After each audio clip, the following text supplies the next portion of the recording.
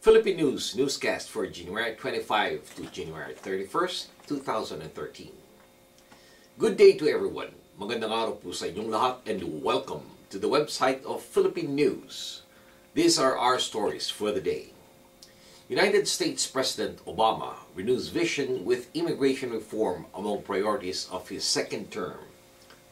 President Barack Obama dashed any doubt of his priorities for his second term in his speech last January 21st at the 57th presidential inauguration ceremony on the west side of the Capitol in Washington, D.C. In an impassioned call to action and collaboration, the 44th president zeroed in on immigration reform, tax reform, gun control, job creation, and climate change as the centerpiece of his liberal agenda. Obama challenged his compatriots to embrace the national responsibility to build on what the Founding Fathers started and cemented in the Constitution. The 17th president to be re-elected swore in before Chief Justice John Roberts on the Bible owned by President Abraham Lincoln and the Bible belonging to the family of civil rights leader Martin Luther King Jr., whose birthday was commemorated on the federal holiday coinciding with the inauguration. The public inauguration followed the private oath-taking before Chief Justice Roberts last Sunday, January 20th, at the Blue Room of the White House. Vice President Joseph Biden swore in minutes earlier before Supreme Court Justice Sonia Sotomayor.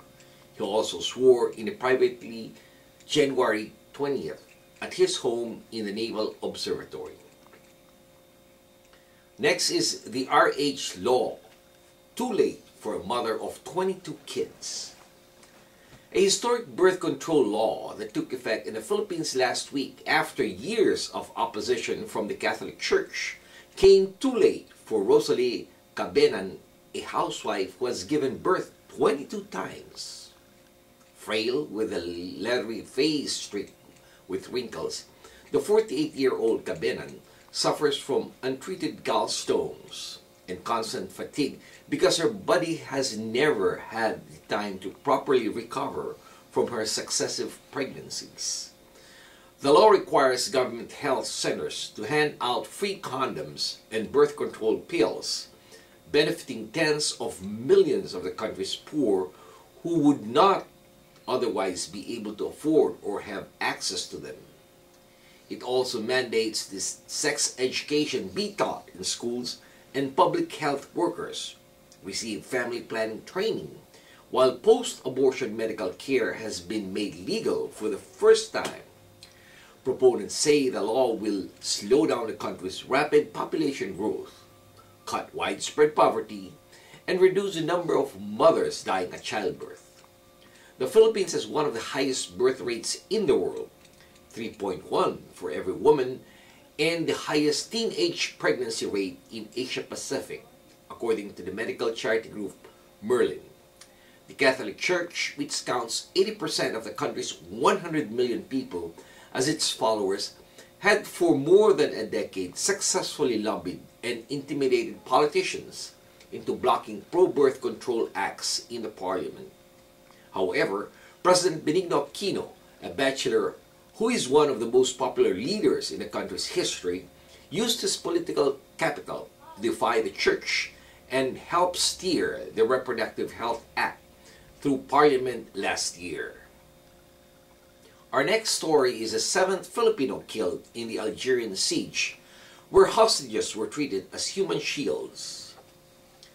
A 7th worker from the Philippines has been confirmed killed last week's siege by Islamic militants of a remote natural gas plant in Algeria, the Foreign Department in Manila said January 24th. The remains were identified by his British employers. Foreign Secretary spokesman Raul Hernandez told a news conference. Last January 21st, 6 Filipinos were killed and 12 survived the 72-hour hostage drama in North African desert. Most of them died of gunshot wounds and effects of explosion.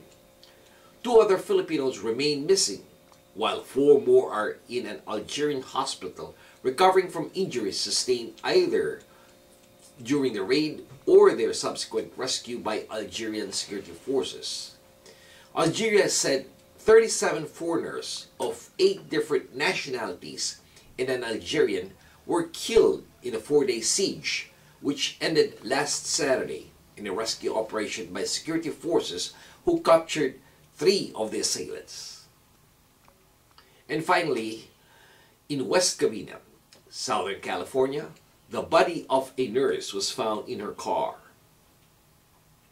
Thomas Infante, age 60, was arrested early morning last January 14th and booked on suspicion he murdered his wife, Charita Tolentino, age 57. The victim was a nurse at St. Vincent's Medical Center in Los Angeles. The suspect is being held on a $1 million bail at the West Covina Police Department. The lifeless body of Tolentino was found in her car, a red Toyota RAV4, parked at the Hawaiian Gardens Casino parking lot on Carson Street, Hawaiian Gardens, and according to Lieutenant John Corina of LA County Sheriff's Department Homicide Bureau. Tolentino is believed to have died from blunt force trauma, but Lieutenant Corina said the cause of death would be determined after an autopsy. Infante was arrested at the couple's residence here where a 17-year-old daughter lives. Last Saturday, January 12, he reported his wife missing to West Covina Police Department. He said his wife worked Friday morning but did not come home. Sharina Tolentino's family called her cell phone provider and was given an approximate location of the phone, which led to the victim's car. Sharina's sister reportedly found a vehicle but did not open the car. She immediately contacted the sheriff's department, who in turn sent deputies and found Tolentino's body inside the vehicle.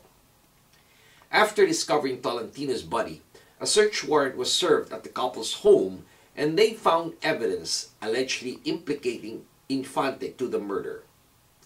Tolentino appeared to have been killed at their home, and then her body was transported in her car, which Infante left at the casino parking lot.